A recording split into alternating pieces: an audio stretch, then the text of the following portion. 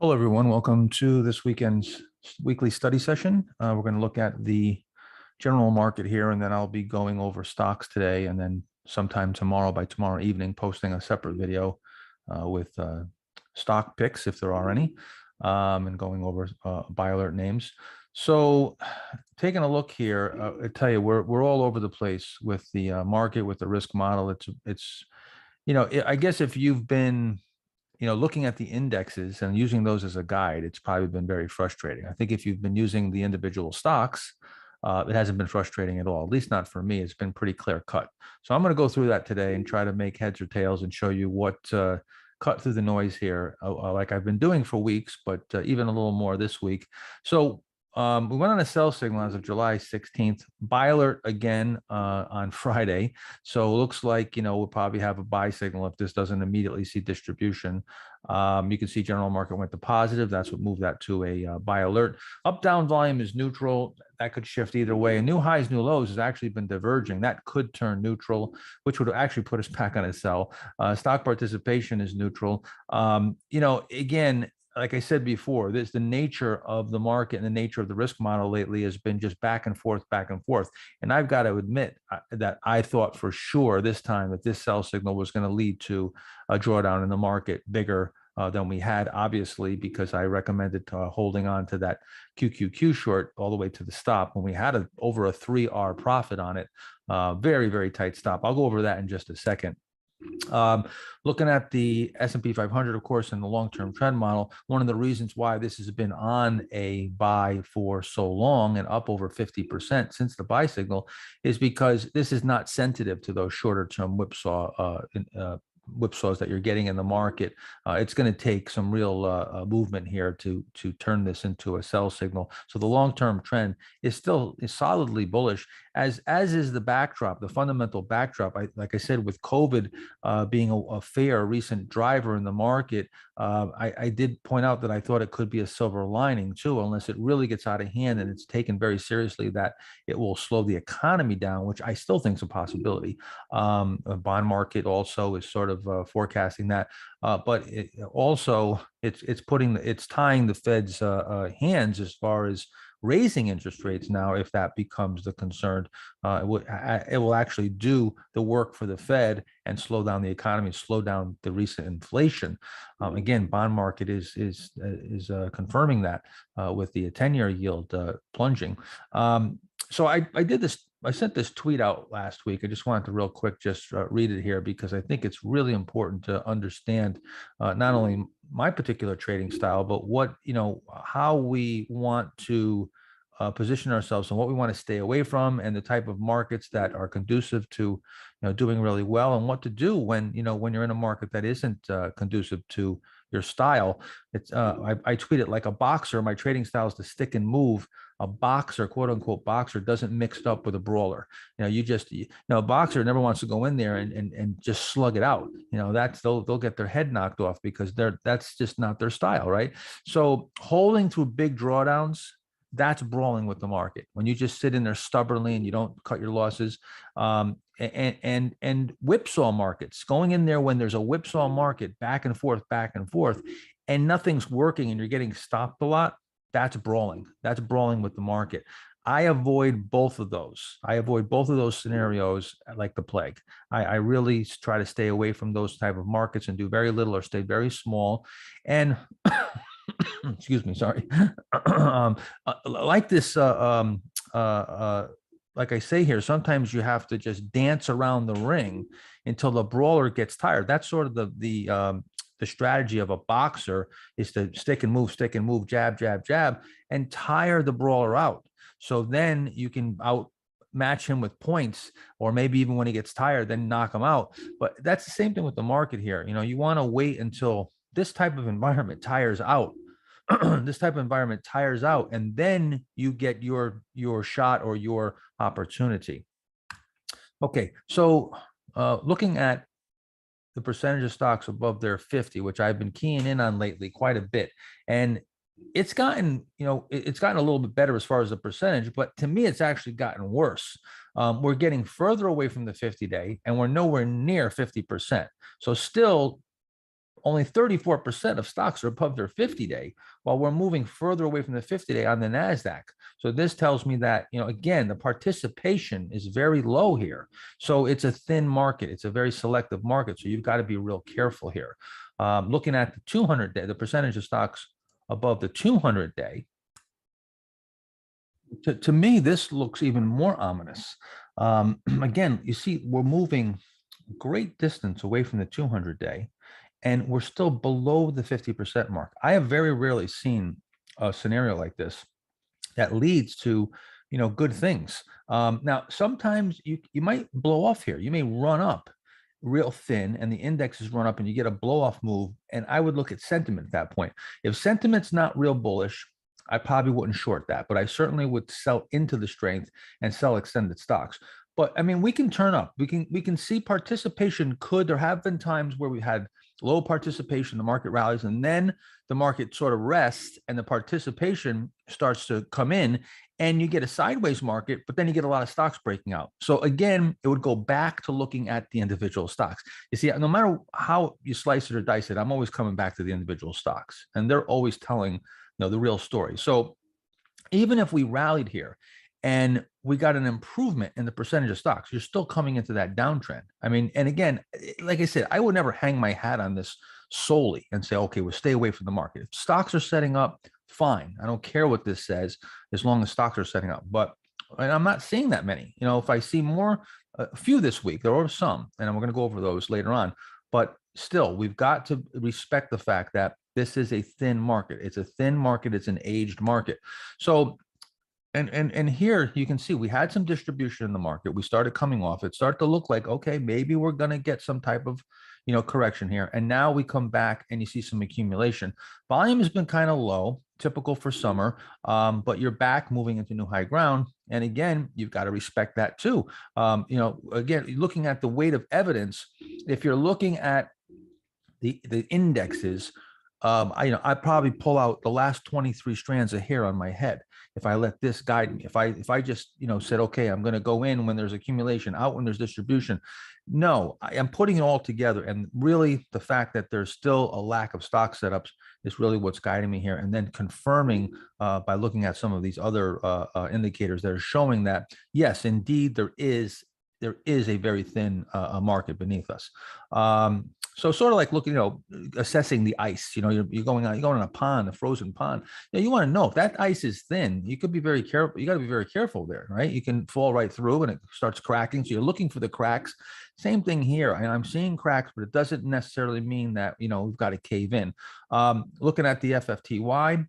See, we came right back here. We're living below the 200, but the 200 was still in an uptrend. This is something I was pointing out before that, again, this doesn't become super worrisome until you really start to get a top.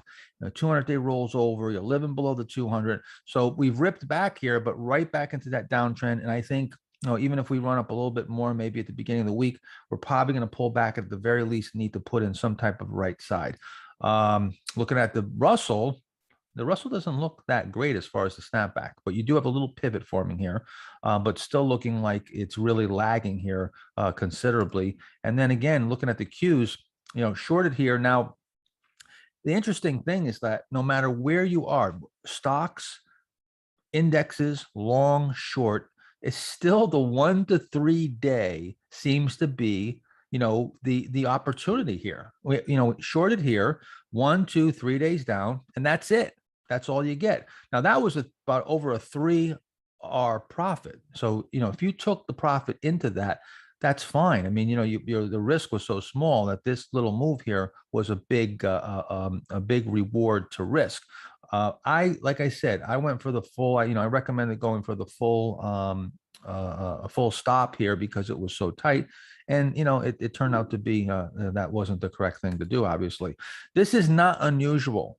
Okay. I want to point out because everybody always asks, have you ever seen anything like this before? Is this normal for, in a bull market, or, is it different this time? Have things changed? No, this is not unusual at all. And let me show you, we go back to, and this is starting to remind me, or it's been reminding me of 99 and other markets too. There's a lot of times where, at the tail end, or even, sometimes in the middle of a bull market where you've made a good move, you start to get a lot of volatility, and it becomes a whipsaw market, a thinner market. Participation gets thinner and thinner, and it gets very tricky. In '99, when we had that last blow off up here, I actually started getting bearish way back over here before we had this big move, and then it started really getting dicey. And this is the Nasdaq, of course. The Nasdaq was the area that really took off. But you see, just like recently, you had this little pullback here, and then back right into new high ground. Then you had another little pullback right here, then back into new high ground. Then you had the same thing here, but this time it wasn't able to get back into new high ground, but quickly rolled over. Now, will the real correction please stand up? But the problem is that you don't know which 5% pullback is going to turn into a 15 or 20, which 20% correction is going to turn into a 50% bear market. We don't know that. We don't have a crystal ball. So we've got to treat, pullbacks as potential corrections, and corrections as potential bear markets, and defer to the stocks and let the stops take us out and in. So again, this is you'll see this is not something that's unusual. Another thing that's not unusual is that, and we have the advanced decline line that's not confirming now. So the advanced decline line has been very strong through this entire bull market, but this, for the first time, we're not confirming here new highs. But I should point out that this could top way early. I mean, this took years before we got a top going into 99 and 2000, where the advanced decline line topped in early 98, and we didn't top until over in 2000. So again, could just be an early warning, but a persistent divergence here certainly would be worrisome. Now, the sentiment actually got a little bit better. We improved a bit on sentiment, not to the point where we're very bullish as far as having a lot of bearish sentiment from a contrarian standpoint, but we did very quickly go from being in the the red zone there above 60 to coming back down pretty quick. People got bearish, so that's that's not the greatest sign for, as far as a correction is concerned. That's a better sign for a market to move higher. But again, I would look for sentiment to get very bullish if we blew off and the market goes up much more from here before I would get too bearish from a contrarian standpoint. Also, AAII, American Association of Individual Investors, their bulls came down quite considerably and recently too. So again, the sentiment got bearish pretty quickly. So that's a positive sign for the market. Looking at gauging the health of the market, like I pointed out before, I just wanted to kind of go through these and then just basically rank them. This is sort of how I'm going to gauge, pretty much how I'm going to gauge market health. I'm going to look for the stock setups. How many stock setups do I have? What type of action is coming from breakouts, portfolio traction, accumulation, distribution in the major averages, participation, looking at new highs, new lows, the percentage above the respective moving averages, like I just showed you, and then sentiment. And then behind all that is the big picture, the backdrop, the long-term trend, and the fundamental backdrop. So gauging these 5 areas that I look at, stock setups, I would say, are neutral right now. I wouldn't say it's terrible and we're completely negative, but we're definitely not, I wouldn't say we're positive at all. It's still hard penny. There's still not many, and it's been tricky. Portfolio traction, I'd have to say, is not very good, even though the last few names that we hold are holding up quite well, but a lot of stops hit. And again, just recently stopped out of the queues. So I would say portfolio traction, we haven't really gotten any yet. Accumulation distribution, we just went positive. So we'll give that a green light. Participation is terrible. New highs, new lows is diverging, and participation above the moving averages is a huge divergence. And sentiment, I would put about neutral. So if we look at this whole picture here, this isn't an incredibly bullish picture. Right. So again, I think we got to be careful here. And 2 words I think sum up this market. 1 is whipsaw, and 2 is deception. And what I mean by deception is that I think that if you looked at the indexes and you looked at even the FANG stocks, it's very deceptive to think that this market is much stronger than it is. But polling people on Twitter and seeing, and hearing from, our own members, it's been good for short-term traders for a while, got difficult, been very difficult for swing trades for quite a while. This month has been very challenging. Although the long-term is bullish, near-term, I really can't tell you where we're going here in the near term. I mean, it looks like, it's improving, but I see so many cross currents.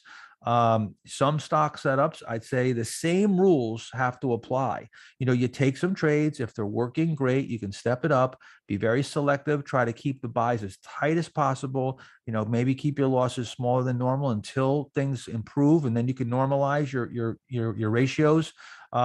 Are we going to get, maybe a blow off move? Maybe we get a blow off move in the FANG area. Maybe we get these stocks in similar to 99, where a particular area of the market, the area that's that's been leading the entire time, the money just keeps coming back to that area, just like now. That's what happened in 99, and eventually it's going to get where it's overblown, where the money just keeps focusing into a narrow group of stocks. It doesn't look like, we haven't gotten that blow off yet. I don't see a blow off move yet, but if we did get that, that would be great news if you're in those narrow areas that are blowing off. And I would suggest you sell right into it. If you don't get sucked into, well, this is never going down, these stocks are just going to keep going. No, if you really start to run up at an accelerated rate in a narrow group of stocks, you want to sell right into that. So that, I mean, not much different, right? I mean, I'm pretty much going over the same thing here, but that's what this is. It's a lot of repetition, a lot of sticking to the rules and the fundamentals, and waiting for your pitch to come across the plate. Real quick, of course, Master Trader program coming up in November. Real quick, also, Trade Like a Champion caps are available on Amazon. We've got so many requests for these, and actually the design of them was made by people on Twitter. We polled and put out various versions and kind of honed it down with people's opinions. And so the Trade Like a Champion cap we're donating the first 500 caps, at least, maybe more. I'm not sure yet, but we committed to the first 500 caps. We're donating all the profits to charity. And on the side of the caps, you've got your slogans: respect risk, losers average losers, no forced trades, no big losses. Pretty neat cap. The cap is not cheap to buy, but the reason why is it's a super expensive cap. Like the cap alone cost us almost $20 just for the blank cap. That's without stitching. And then of course you got to pay off the top to Amazon, like 35% off the retail price. So it's like there's very little profit in it, but we're giving it all to charity. Again, we have the first 500 caps are on Amazon. I think it's getting kind of low. We sold quite a few of them. So if you want to support that, it's a really nice cap, though. It's one of the most comfortable cap. It's my favorite cap. It's called a Flex Fit 110. It's my absolute favorite cap. All right. So I'm going to go and do some stock work and see what the heck we got here, and then I'll do another video that probably won't be till tomorrow and post it by tomorrow night. So let's see where this is going here. There were a few names that broke out, some pretty nicely.